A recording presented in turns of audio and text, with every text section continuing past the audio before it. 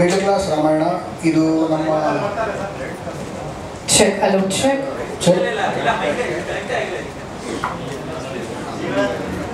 Subject ಹುಡುಗನ ಕತೆ. ಆ ಹುಡುಗ ಒಂದು ಚಿಕ್ಕಬಳ್ಳಾಪುರ ನಂದಿ ಅನ್ನೋ ಒಂದು ಗ್ರಾಮದಲ್ಲಿ ಇರ್ತಾನೆ. ಆ ಗ್ರಾಮದಲ್ಲಿ ಅವನು ಪಟ್ಟಂಥ ಸ್ಟ್ರಗಲ್ಸು ಮತ್ತು ಮಿಡಲ್ ಕ್ಲಾಸ್ ಜೀವನದಲ್ಲಿ ಆಗುವಂಥ ಸ್ಟ್ರಗಲ್ಸ್ನ ಅವನ ಕಥೆನೇ ಮಿಡಲ್ ಕ್ಲಾಸ್ ರಾಮಾಯಣ. ಎಲ್ಲರ ಜೀವನದಲ್ಲೂ ಒಂದೊಂದು ರಾಮಾಯಣ ಇರುತ್ತೆ, ಬಟ್ ಈ ಸಿನಿಮಾನಲ್ಲಿ ಅವನ ಜೀವನದಲ್ಲಿ ಏನು ನಡೀತು ರಾಮಾಯಣ ಅನ್ನೋದೇ ಈ ಒಂದು ಕಥೆ. ಇದನ್ನು ಚಿಕ್ಕಬಳ್ಳಾಪುರ ನಂದಿ ಅನ್ನೋ ಗ್ರಾಮದಲ್ಲಿ ಜಾಸ್ತಿ ಶೂಟಿಂಗ್ ಮಾಡಿದ್ದೀವಿ. ಸ್ಟಾರ್ ಕ್ಯಾಸ್ಟಿಗೆ ಬಂದರೆ ತುಂಬ ಜನ ಇದ್ದಾರೆ. ಸಪೋರ್ಟಿಂಗಲ್ಲಿ ಎಸ್ ನಾರಾಯಣ್ ಸರ್ ಇದ್ದಾರೆ, ಶೋಭ್ರಾಜ್ ಸರು, ಜಗಪ್ಪ ಅವರು ಇದ್ದಾರೆ. ನೋಡಿರ್ತೀರ ನೀವು ಟ್ರೈಲರಲ್ಲಿ ತುಂಬ ಜನ ಇದ್ದಾರೆ. ಆದರೂ ತುಂಬ ಜನ ಬಂದಿಲ್ಲ, ಅದು ಯಾಕೋ ಗೊತ್ತಿಲ್ಲ. ಒಂದು ನಾವು ದೊಡ್ಡ ಪ್ರೊಡಕ್ಷನ್ ಅಲ್ಲ ಅಂತನೋ ಇಲ್ಲ ನಾವು ದೊಡ್ಡ ಡೈರೆಕ್ಟರ್ ಅಲ್ಲ ಅಂತನೋ ನನಗಂತೂ ಗೊತ್ತಿಲ್ಲ. ಇನ್ವಿಟೇಷನ್ ಎಲ್ಲರಿಗೂ ಕೊಟ್ಟಿದ್ದೀವಿ, ಕೆಲವರು ಕಾಲೇಜ್ ಪಿಕ್ ಮಾಡ್ತಿಲ್ಲ.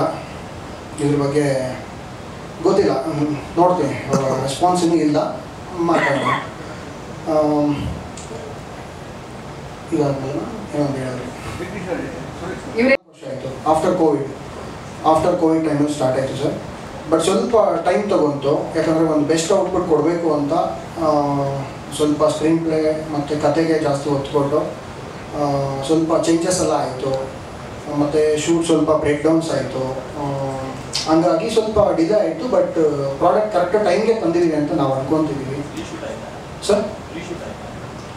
ಕೆಲವೆಲ್ಲ ರೀಶೂಟ್ ಆಗಿದೆ ಸರ್. ನನಗೆ ಕೆಲವು ಕಡೆ ಆಫ್ಟರ್ ಎಡಿಟ್ ಆದಮೇಲೆ ನನಗೆ ಇಷ್ಟ ಆಗಿಲ್ಲ ಅಂತ ಮತ್ತೆ ನಾನು ರೀಶೂಟ್ ಮಾಡಿದ್ದೀನಿ. ಮೋಕ್ಷಿತಾ ಮ್ಯಾಮ್ ಪೋರ್ಷನ್ಸ್ ಕೆಲವೆಲ್ಲ ರೀಶೂಟ್ ಮಾಡಿದ್ದೀವಿ. ಹೀರೋ ಪೋರ್ಷನ್ಸ್ ಕೆಲವು ರೀಶೂಟ್ ಮಾಡಿದ್ದೀವಿ. ರೀಶೂಟ್ಸ್ ಆಗಿದೆ ಸರ್. ಸಪೋರ್ಟಿಂಗ್ ಆರ್ಟಿಸ್ಟು ಇಲ್ಲ ಸರ್, ಅವ್ರದ್ದು ಮಾಡಿಲ್ಲ. ಹಾಂ ಸರ್. ಹಾಂ ಸರ್,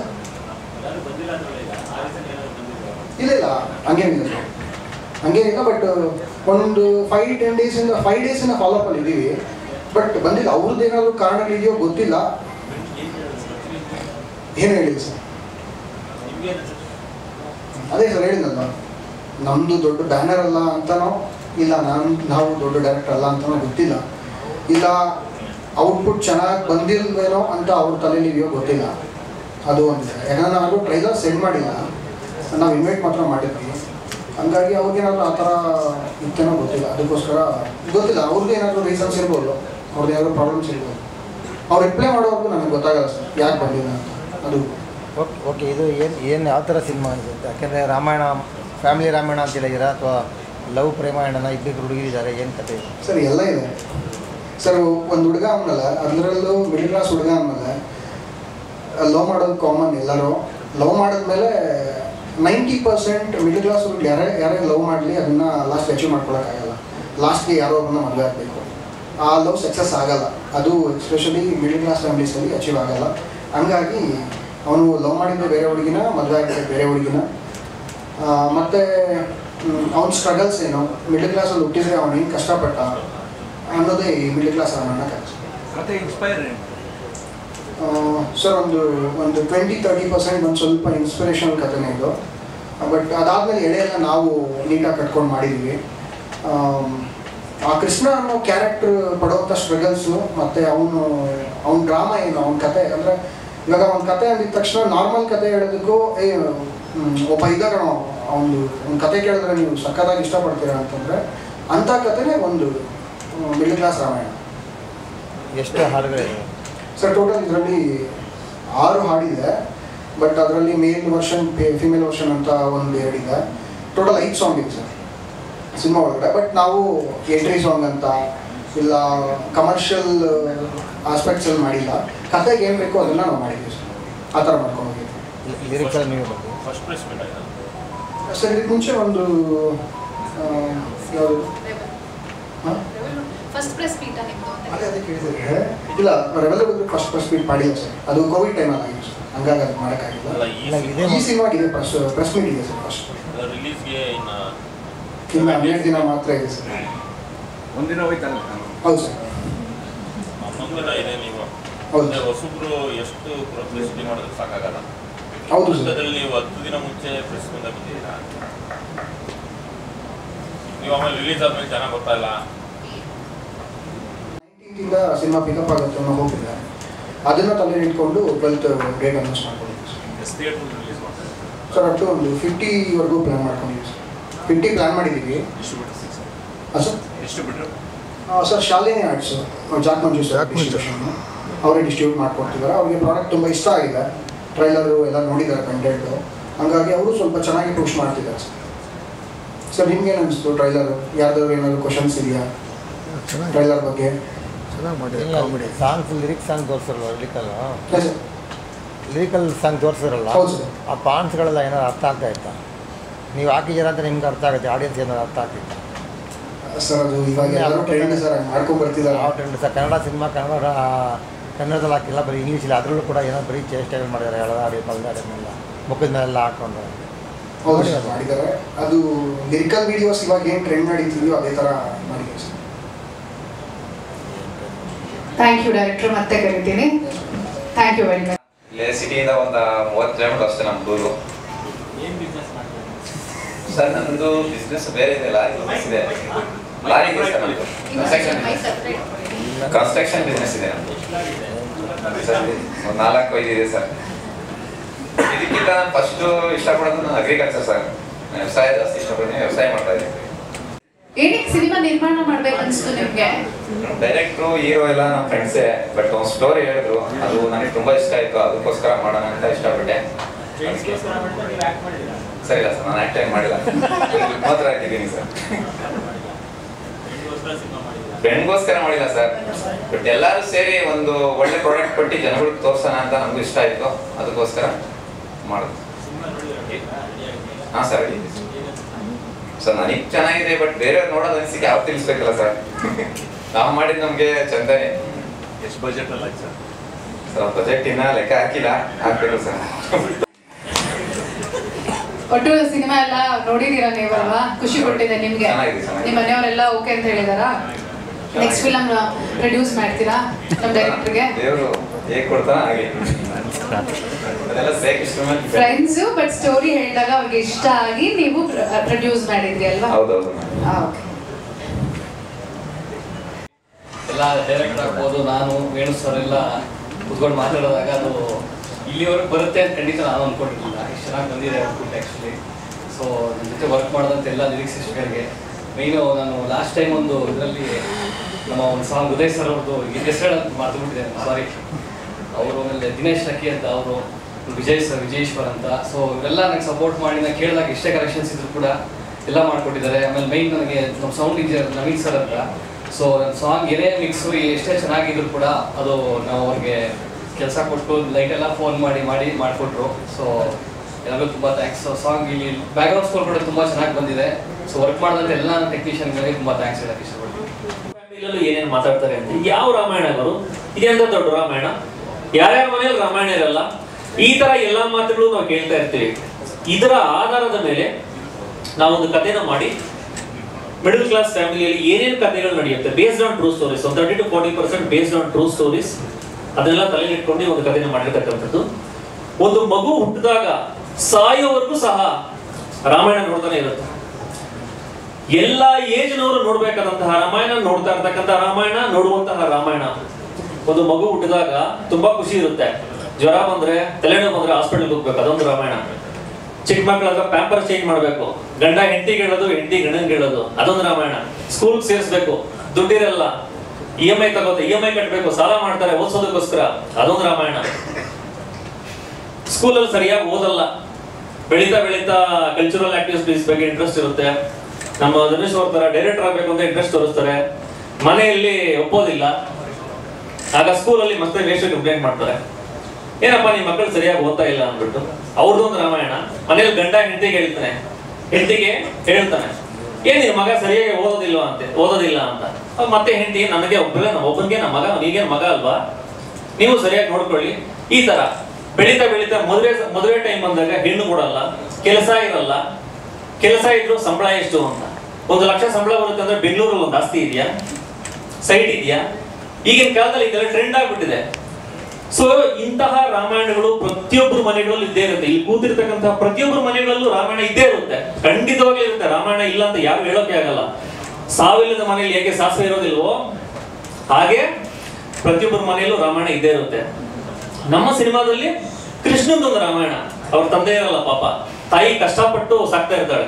ವೀಣಾ ಸುಂದರ್ ಅವರು ತಾಯಿ ಪಾಠ ಮಾಡಿದ್ದಾರೆ, ಕಷ್ಟಪಟ್ಟು ಸಾಕ್ತಾ ಇರ್ತಾಳೆ. ಅವನಿಗೆ ಕೃಷ್ಣನಿಗೆ ಜೀವನದಲ್ಲಿ ಏನೋ ಸಾಧನೆ ಮಾಡಬೇಕು, ಏನೋ ಒಂದು ಅಚೀವ್ ಮಾಡಬೇಕು ಅಂತ ಬಹಳ ಕಷ್ಟಪಡ್ತಾ ಇರ್ತಾನೆ. ಅವನದೊಂದು ರಾಮಾಯಣ.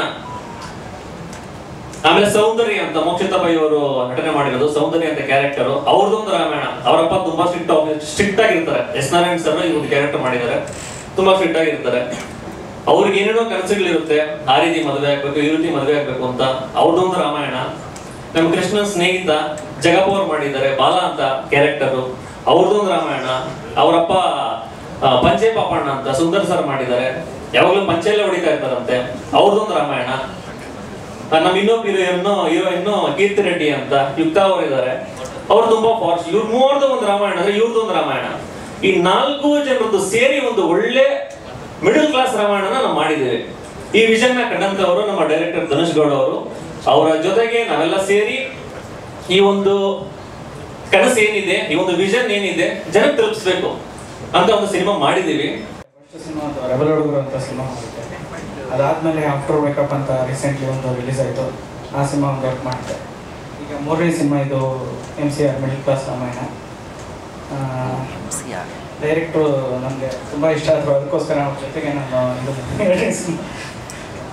ಬಟ್ ಏನೇನೋ ಮಾತಾಡ್ತಿದ್ದೇನೆ ಅಂತ ಅಂದ್ಕೊಬೇಡಿ, ಅಷ್ಟೊಂದು ಮಾತಾಡೋಕ್ಕೆ ಬರೋಲ್ಲ, ಒಂದು ಸ್ವಲ್ಪ ನರ್ವಸ್ ಆಗಿದೆ. ನಿಮ್ಮ ಕೆಲಸದ ಬಗ್ಗೆ ಅಂದರೆ ನಾನು ಏನು ಹೇಳಿದ್ರು ಕೊಟ್ಟಿದ್ದಾರೆ. ಆ್ಯಕ್ಚುಲಿ ಸೀನ್ ಹೆಂಗಿರುತ್ತೆ ಅದ್ರ ಪ್ರಕಾರ ನಾವು ಒಂದು ಅದಕ್ಕೆ ಏನು ಕೊಡಬೇಕಾಗಿತ್ತು ಅದನ್ನೆಲ್ಲ ಕೊಟ್ಟಿದ್ದೀವಿ. ಕೆಲಸ ಎಲ್ಲ ನೀಟಾಗಿ ಮಾಡಿದ್ದೀವಿ ಅಂದ್ಕೊಂಡಿದ್ವಿ. ಅದೆಲ್ಲ ಪ್ರೇಕ್ಷಕರಿಗೆ ಬಿಟ್ಟಿದ್ದು, ಮುಂದೆ ಏನಾಗುತ್ತೆ ಅಂತ ನೋಡಬೇಕು.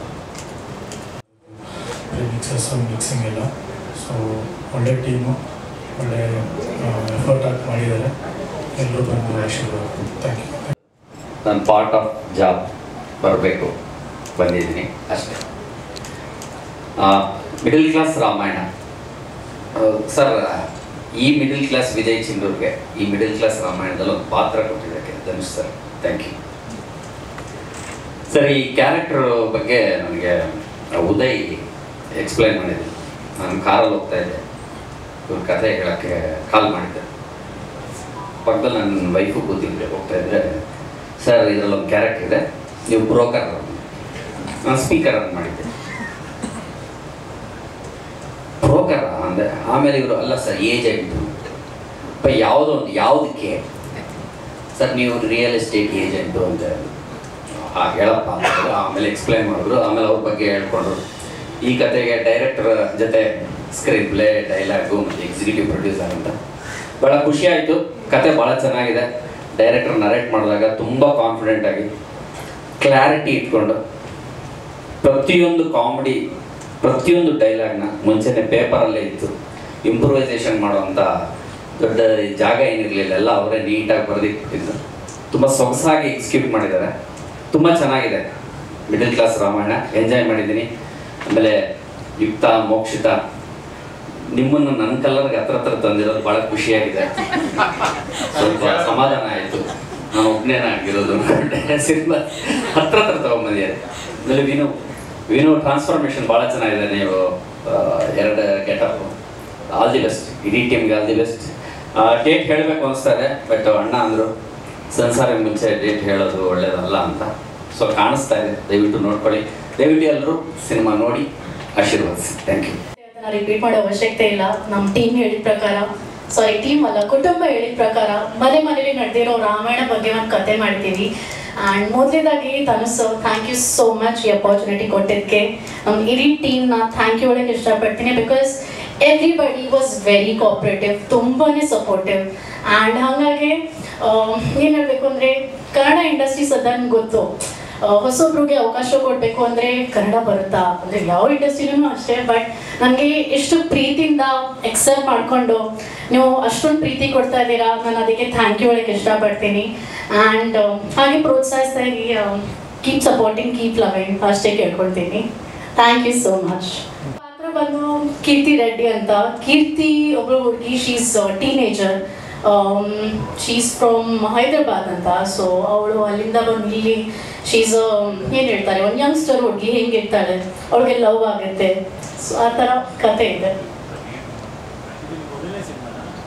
ಇಲ್ಲ, ಇದು ನನ್ನ 3ನೇ ಸಿನಿಮಾ. ಮೊದಲನೇ ಸಿನಿಮಾ ಬಂದ್ಬಿಟ್ಟು ಅನಾಥ ಅಂತ, ಅದು ರಿಲೀಸ್ ಆಗೋಯ್ತು. ಆ್ಯಂಡ್ ಈ ಮಾರ್ಚ್ 13th ಅಲ್ಲಿ ಡೆಕ್ಸ್ಟರ್ ಅಂತ ಒಂದು ಸಿನಿಮಾ ತಮಿಳಲ್ಲಿ ರಿಲೀಸ್ ಆಯಿತು. ಈಗ ರೀಸೆಂಟಾಗಿ ಜಾಕಿ 47 ಕಿರಣ್ ರಾಜ್ ಜೊತೆ ಶೂಟ್ ಮಾಡ್ತಾ ಇದ್ದೀನಿ. ಆ್ಯಂಡ್ ಇನ್ನೂ ಒಂದು ಸಿನಿಮಾ ಲೈನಪ್ಪಲ್ಲಿ ಇದೆ, ಸೋಲ್ ಲವ್ ಅಂತ. ಏನೇನಾದರೂ ಕೇಳಬೇಕಾ? ಹಂತಕ್ಕೆ ಬಂದಿದೆ. ಎಷ್ಟು ಎಮೋಷನ್ ಫೀಲ್ ಅಂದರೆ ಇದೊಂದು ಅಂತಂದರೆ, ಸುಮಾರು ಸಿನಿಮಾಗಳು ಶೂಟ್ ಆಗುತ್ತೆ, ಬಟ್ ರಿಲೀಸಿನ ಹಂತಕ್ಕೆ ಹೋಗಲ್ಲ. ರಿಲೀಸಿನ ಹಂತಕ್ಕೆ ಬರೋದಿದೆಯಲ್ಲ, ಇದು ತುಂಬಾ ಕಷ್ಟ. ಇದು ರಿಲೀಸಿನ ಹಂತಕ್ಕೆ ಬರುತ್ತೆ ಅಂತಂದರೆ ಇದಕ್ಕೆ ಇಡೀ ಟೀಮ್ ಕಾರಣ ಆಗ್ತಾರೆ. ಯಾಕೆಂದರೆ ನಾವುಗಳು ತೆರೆ ಅಂದರೆ ನಿಮ್ಗೆಲ್ಲರಿಗೂ ಕಾಣಿಸ್ತೀವಿ ನಾವು ಕೆಲಸ ಮಾಡಿರೋದು, ಬಟ್ ತೆರೆ ಹಿಂದೆ ಇದಕ್ಕೋಸ್ಕರ ಒದ್ದಾಡ್ತಾರಲ್ಲ, ಅದು ಅವ್ರ ಎಫರ್ಟ್ಸಿಗೆ ನಾವು ಬೆಲೆ ಕೊಡಬೇಕು ನಿಜವಾಗ್ಲೂ. ಯಾಕೆಂದರೆ ನಮ್ಮ ಸಿನಿಮಾ ಇದು ಯಾವುದೋ ಸಿನಿಮಾಲಿ ಕೆಲಸ ಮಾಡ್ತಿದ್ದೀವಿ ಅಂತ ಇಲ್ಲಿ ಯಾರೂ ಕೆಲಸ ಮಾಡಿಲ್ಲ. ನಮ್ಮ ಸಿನಿಮಾ ಇದು ನಮ್ಮದು ಅಂದ್ಕೊಂಡು ಇಲ್ಲಿರೋ ಪ್ರತಿಯೊಬ್ಬರು ಕೆಲಸ ಮಾಡಿದ್ದಾರೆ. ಹಾಗಾಗಿ ಈ ಟೀಮ್ ಜೊತೆ ನಾನು ಕೈ ಜೋಡಿಸಿದ್ದೀನಿ, ಇದ್ರಲ್ಲಿ ನಾನು ಕೂಡ ಒಬ್ಳಾಗಿದ್ದೀನಿ ಅಂತ ಹೇಳೋದಕ್ಕೆ ನಂಗೆ ತುಂಬ ಖುಷಿ ಇದೆ ಆ್ಯಂಡ್ ಹೆಮ್ಮೆ ಇದೆ. ಆ್ಯಂಡ್ ನನ್ನ ಮೊದಲ ಸಿನಿಮಾ ರಿಲೀಸ್ ಆಗ್ತಿದೆ, ಇದೊಂಥರ ಎಕ್ಸೈಟ್ಮೆಂಟ್ ನನಗೆ. And thank you so much, ಇಲ್ಲಿವರೆಗೂ ಸಪೋರ್ಟ್ ಮಾಡ್ಕೊಂಡು ಬಂದಿದ್ದೀರಾ. ಇನ್ನು ಮುಂದಕ್ಕೂ ಪ್ಲೀಸ್ ಸಪೋರ್ಟ್ ಮಾಡಿ ಅಂತ ಕೇಳೋದಕ್ಕೆ ಇಷ್ಟಪಡ್ತೀನಿ. ಮಿಡಲ್ ಕ್ಲಾಸ್ ರಾಮಾಯಣದಲ್ಲಿ ನನ್ನ ಪಾತ್ರ ಸೌಂದರ್ಯ ಅಂತ ಹೇಳಿ. ಸೌಂದರ್ಯ ಅಂದ ತಕ್ಷಣ ನೋಡೋದಕ್ಕೆ ನಾನೇನು ತುಂಬ ಸಖತ್ತಾಗಿ ಕಾಣಿಸ್ತಾ ಇಲ್ಲ ಸಿನಿಮಾದಲ್ಲಿ. ನೀವೇ ನೋಡ್ತಿರ್ಬೋದು ನನಗೆ ಯಾವ ಕಲರಲ್ಲಿ ತೋರಿಸಿದ್ದಾರೆ ಅಂತ.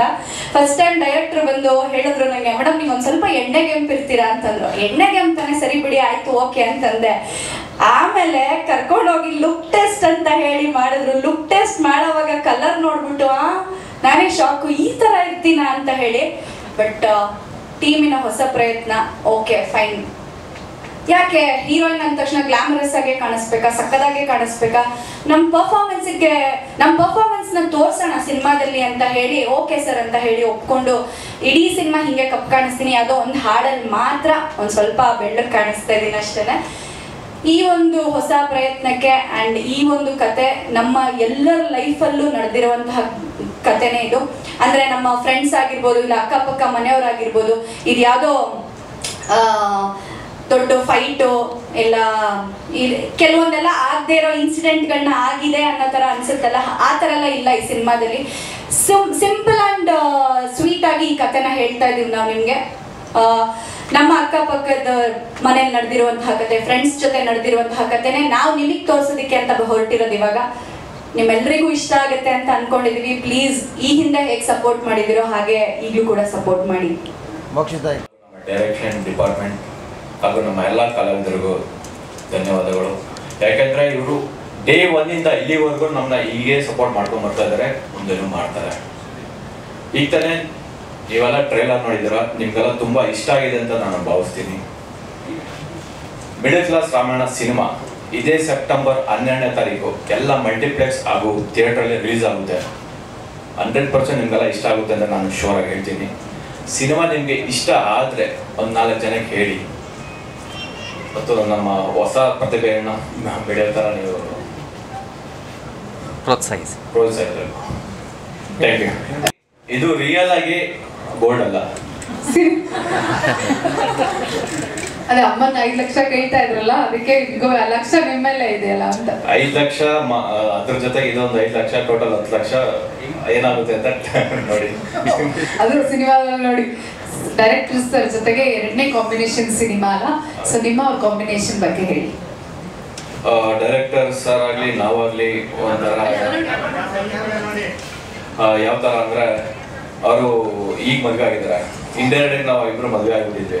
ಆ ಥರ ಅಲ್ಲ, ಬೇರೆ ಥರ.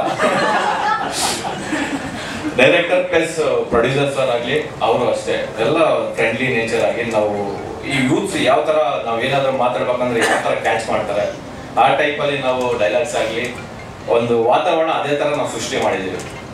ಸೊ ತುಂಬ ಇಷ್ಟ ಆಯಿತು ಡೈರೆಕ್ಟರ್ ಜೊತೆ ವರ್ಕ್ ಮಾಡೋದಕ್ಕೆ. ಪರ್ಸನಲ್ ಟ್ರೈನಿಂಗ್ ಅಲ್ಲಿ ಡಿಮ್ಯಾಂಡ್ ಇದೆ ನಿಮಗೆ ಅಲ್ವಾ?